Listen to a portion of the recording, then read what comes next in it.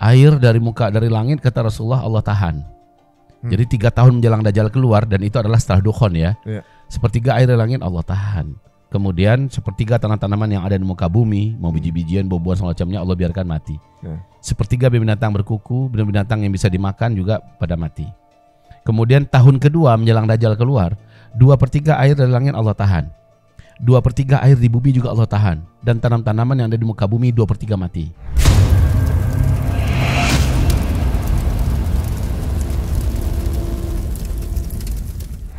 Assalamualaikum warahmatullahi wabarakatuh. Apa kabar semua pemirsa Cerita Untung? Makin kuat, makin semangat, makin mendekati akhir dari Ramadan. Ini tentunya juga udah banyak nih khataman yang saya rasa insya Allah nih ya. Udah berapa juz yang sudah dibaca, dan ini lagi ngebut-ngebutnya mungkin untuk mengejar mendapatkan kemenangan di hari Idul Fitri. Nah ternyata pembahasan kita juga makin mendekati akhir ini bukannya makin membosankan, tapi makin menegangkan gitu ya. Tapi ternyata bahwa walaupun kita dengarkan apa yang mungkin teman-teman kaji dari episode pertama sampai sekarang, respons kita mesti yang terbaik gitu. Jadi respon kita tuh jangan tiba-tiba jadi takut, tegang atau segala macam. Sudah berkali-kali guru kita Buya mengingatkan bahwa kita jangan panik, justru harus optimis gitu dalam menyikapinya. Tapi ini ada sesuatu keniscayaan yang akan terjadi di dunia ini. Langsung saja kita akan bertemu dengan guru kita. Semoga Allah selalu menjaga beliau, memberikan kesehatan, berkah dan juga merahmatinya. Karena ini merupakan satu tools di mana kita perlu berjaga-jaga mendekati end game. Langsung kita ketemu dengan guru kita, Buya Uzma. Assalamualaikum warahmatullahi wabarakatuh. Waalaikumsalam warahmatullahi wabarakatuh. Masih kuat memang kalau penunggang kuda ini, waduh luar biasa. Harus seperti itu. Kalau mau diberi Allah kekuatan, tunggangi kuda, Allah akan alirkan tenaga kuda kepada kita. Apa lagunya, ada lagunya tuh. Itu bagai kuda gitu lagunya. Waduh Masya Allah. Tapi emang kuda menjadi salah satu yang kita perbincangkan di episode sebelumnya. Suatu saat nanti zaman ketika sudah ada listrik lagi, kita akan kembali menunggang kuda gitu. Jadi bukan satu. Jadi itu habit tersebut bagian dari nubuah berarti Ustaz ya? Iya. Pakai panah menunggang kuda. Apa udah gak ada lagi motor kali ya? Ya memang saat itu nggak ada satupun teknologi yang bisa dipakai. Mereka semua masih ada bendanya, barangnya masih ada, tapi bahan bakarnya udah nggak ada, dan semua unsur tembaga dan besi yang ada itu sudah menyatu karena pengaruh daripada elektromagnetika yang dihasilkan dari hantaman meteor tadi. Jadi semuanya terhenti, lengket antara satu dengan yang lain. Iya, dari teori sains juga possibility-nya bisa terjadi ketika elektromagnetik ada gelombang tersebut terjadi, listrik kemudian mati, itu bisa terjadi teman-teman. Karena gempa aja bisa bikin begitu. Ini bisa jadi gempa juga ya? Ketika nabrak, kan gempa besar kan? Intinya dengan kejadian itu semua petaka yang terjadi udah nggak ada lagi yang bisa ngurusin. Gempa, tsunami dan sebagainya itu pasti terjadi kan. Dukhon terjadi, tapi sudah tidak ada lagi yang bisa ngurus siapa nolong siapa. Nah, yang paling kita khawatir itu yang tinggal di tepi laut, Mas Ari. Yang tinggal di tepi laut, tahu lautnya kan ini panasnya luar biasa tuh. Kutub yang ada di Antartika kan meleleh. Air laut tuh otomatis dia naik ke permukaan. Semua yang tinggal di tepi laut ya tenggelam dong. Selesai. Oleh karena itu salah satu nasihat Rasulullah di akhir zaman, jauhi tepi pantai. Yang tinggal di akhir zaman. Tapi jangan sekarang ya. Nanti kalau sudah jelas ada bintang berekor itu, ya tinggal di tepi laut, tolonglah menghindarlah. Dan tempat tinggalilah tempat yang sudah diisyarat oleh Rasulullah. Kalau enggak ke Palestina atau negeri Syam, kalau enggak itu adalah ke daerah perbukitan yang sudah ada sumber-sumber kehidupan di sana. Ini udah kita siapkan sebelumnya. Nah, itu nasihat Rasulullah. Ini Buya, kalau nggak salah ada likuifaksi di Timur Barat dan Jazirah Arab. Ya, itu akan terjadi, dan itu bagian daripada tanda besar kiamat yang kalau yang nurut urutan dan ukuran yang Buya ikuti juga dari kitab ini dan beberapa ulama yang sudah Buya berguru dengan mereka menyampaikan urutan itu adalah nomor 8 dan nomor 9. Udah mendekati akhir itu. Ya, insya Allah kita tidak akan menyaksikannya karena tenggelamnya betul-betul tenggelam habis, Mas Rintung. Oh, sudah ada, muslimin udah nggak ada ya? Udah tenggelam habis dan orang Islam udah nggak ada. Yang tersisa di muka bumi nanti adalah hanya daratan Timur Tengah saja lagi yang tersisa. Ya, di situ terjadi nanti tanda besar kiamat yang ke-10. Jadi penenggelaman bumi sebelah timur, penenggelaman bumi sebelah barat. Oke, Buya tahu bahwa ada sahabat kami, guru kita juga, dan Buya sangat mencintainya karena Allah, Ustaz Rahmat Baikuni. Beliau berbeda dalam menyampaikan karena ada urutan hadisnya nggak seperti itu. Tetapi dalam segala perbedaan yang ada, karena ada hadisnya seperti itu, kita memberikan rasa hormat kita kepada beliau. Dan tetap saja selama belum bacakan hadis, kita juga mencintai beliau dan mengimani hadis yang disampaikannya. Tapi dalam hal ini, ada hadis Nabi yang lain yang semuanya saling tidak berurutan, saling tumpang tindih antara satu dengan lain. Ini adalah domainnya para ulama ahli hadis, para ahli-ahli lainnya yang membicarakan dan mendiskusikannya. Akhirnya mereka urutannya, ini yang Buya pegang ya, ini yang Buya pakai, dan ini yang Buya ajarkan kepada publik. Ya, karena ada hadisnya memang tidak ada yang tertib dan beraturan. Tapi urutan yang Buya pegang adalah dukhon dulu, ya, yang baru yang kedua adalah munculnya Dajjal. Karena kaitannya erat. Setelah kejadian dukhon, bumi mengalami perubahan iklim yang terjadi di muka bumi, mengalami perubahan yang sangat ekstrim. Jadi nggak ada yang seperti biasanya kita nikmatin begini, udah beda. Nggak ada lagi. Karena rata-rata tanam-tanaman, rumputan, hewan ternak segala macamnya sudah mengalami masa-masa yang sangat kritis ya. Air dari langit kata Rasulullah Allah tahan. Jadi 3 tahun menjelang Dajjal keluar, dan itu adalah setelah dukhon ya. Sepertiga air dari langit Allah tahan. Kemudian sepertiga tanah-tanaman yang ada di muka bumi, mau biji-bijian, buah-buahan semacamnya Allah biarkan mati. Sepertiga binatang berkuku, binatang yang bisa dimakan juga pada mati. Kemudian tahun kedua menjelang Dajjal keluar, 2/3 air dari langit Allah tahan.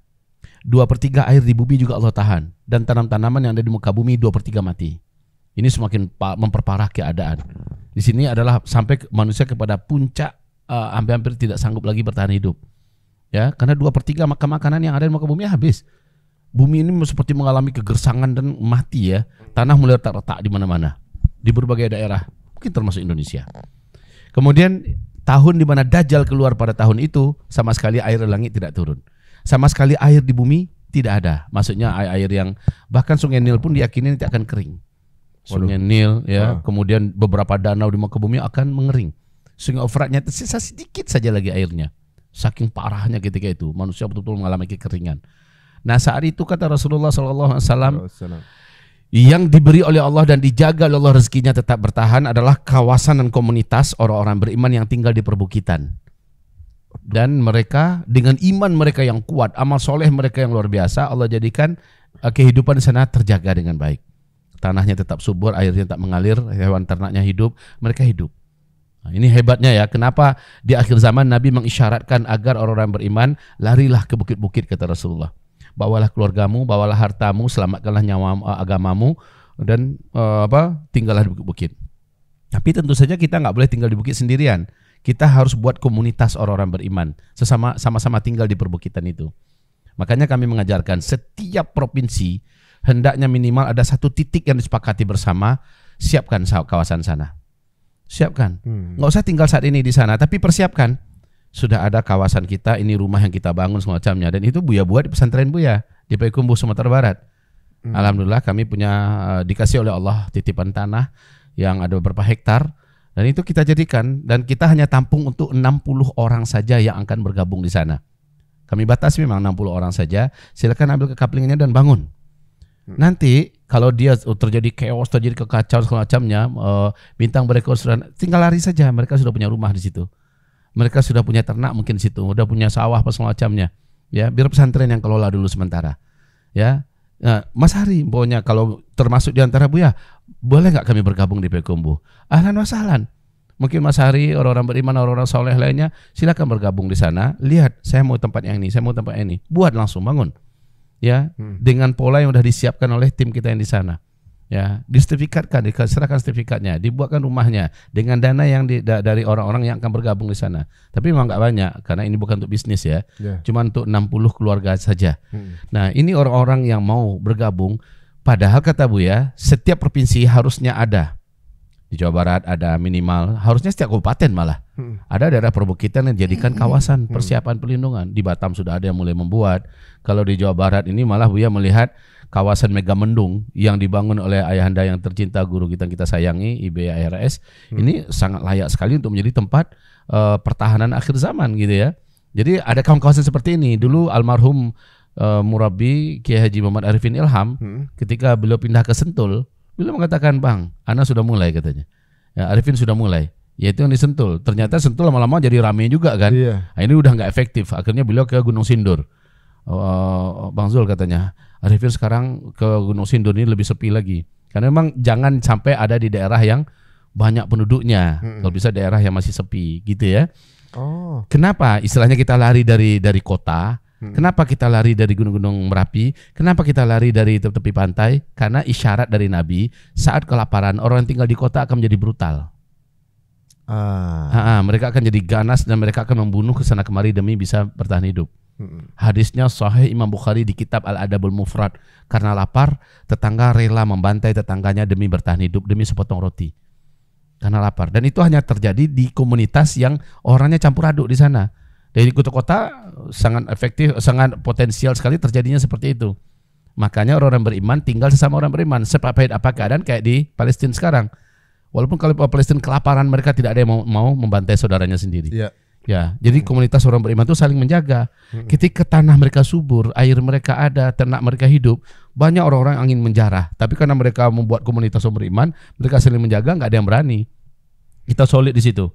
Jadi secara logika masuk akal ya, dikatakan Nabi. Yang jelas air yang laut yang naik itu tidak akan menenggelamkan rumah-rumah.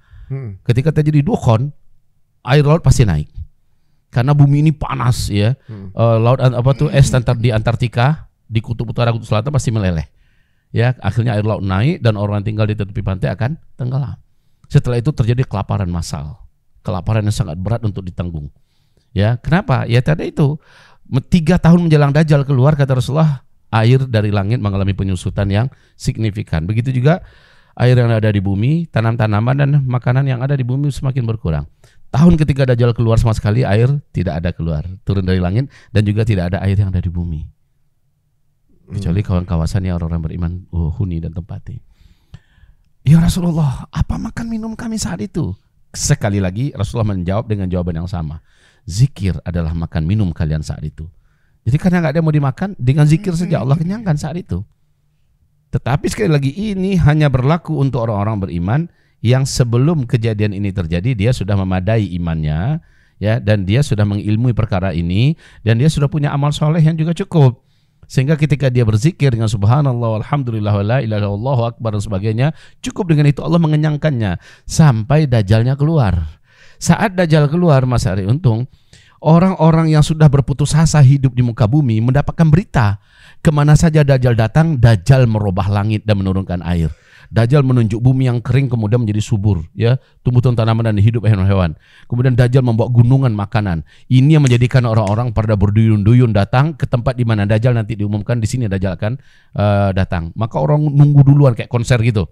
Ya, orang nunggu duluan dan Dajjal mempertontonkan kemampuannya yang itu adalah sihir dibantu oleh seluruh jin dan setan. Kemudian Dajjal mengatraksikan kemampuannya menunjuk langit dan menunjuk bumi. Terjadi perubahan yang sangat luar biasa kayak difilmkan di mana di Hollywood gitu. Memang ditunjuk ke langit yang udah lama membiru, tidak ada awan, berkumpullah awan tak dari mana datangnya. Dan itu adalah sihir. Kemudian diarahkan awan itu ke tempat yang kering semua sih, tapi Dajjal menunjukkan kuasanya gitu kan. Tunjuknya maka bergeraklah awan itu ke sana. Turunkan air situ, turun, maka suburlah langsung tanah di sana. Tumbuh rumput-rumputnya, ya. Kemudian hewan ternak yang sudah tulang belulang kembali berdaging, hidup dan berbunyi dengan suara mereka masing-masing. Udah kayak Tuhan gitu ya. Makanya dia mengaku dirinya adalah Tuhan. Saya adalah Tuhan yang kamu sembah selama ini. Gitu. Saya adalah, kalau kamu, kata Dajjal, mengakui saya sebagai Tuhan kamu, maka ada makanan berapapun kamu butuh, ambil. Kata Rasulullah, Dajjal kemana datang dia membawa gunungan makanan. Pada saat itu manusia sudah putus asa melanjutkan hidup. Jadi Dajjal datang membawa solusi. Tapi harganya adalah akidah mereka harus mereka lepaskan. Jadi yang pengungkapan kalau ikut surganya Dajjal berarti bukan, itu beda lagi. Beda lagi. Jadi cukup sebatas itu saja. Sudah mau dia, maka Dajjal akan dipersilakan. Ambil. Itu udah musyrik. Itu sudah kafir. Sudah kafir, ya. Walaupun dia pura-pura, nggak ada cerita pura-pura. Kata Rasulullah SAW, harus lari. Kalau kamu dengar Dajjal masuk ke kota, kamu lari.